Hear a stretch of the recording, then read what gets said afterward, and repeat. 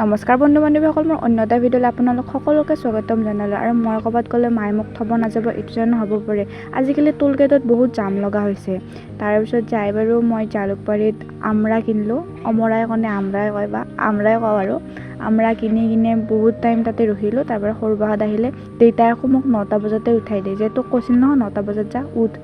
তাৰপিছত তাহাঁতে অহা নাছিল, সেইবাবে অলপমান ফোন কৰি দমো দিলোঁ। আৰু মই জিন্স কিনিব গ'লোঁ।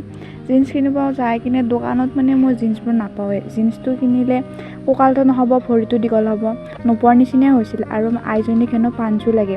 পাঞ্চুৰ ছেকশ্যনত গ'লোঁ, ল'লে তাই। আৰু মোৰ ঝুমকা কিছুটা চকুত পৰিলে।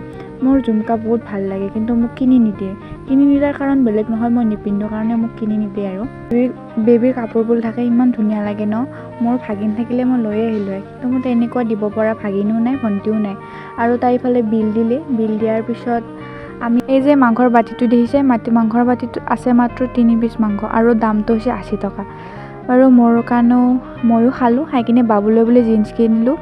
আৰু ইহঁতে কৈছে যে বাবুৰ তাতে বোলে সেইটো জিন্স নহয়। মই কৈছোঁ হ'ব, কাৰণ বাবুৰ লগত মই বেছি থাকোঁ ন, সি বহুত লম্বা হৈ যাইছে বয়সতকৈ ওপৰত। আৰু তো তাক পিন্ধি চাব দিলোঁ। ৰিংকুতে পিন্ধি চাওঁতে হৈছে, তো সেইটোৱে ল'লোঁ। আৰু মোৰ মানে যাই বেবীৰ কাপোৰবোৰহে চোৱা যাই থাকে। বাকী তাই বিলটো আকৌ কৰি আহিলে ভিটোত, কৰি আহি কিনে বেগবোৰ ল'ব গ'ল। বেগবোৰ লোৱাৰ পিছত আমি আৰু ডাঙৰ কিবা ল'ব আছিল বোলে, তো তাই আকৌ বেলেগ এটা দোকানত সোমাই আমি ঘৰলৈ বুলি আহিলোঁ। গোটেই কাপোৰ তাইক দি দিছিলোঁ।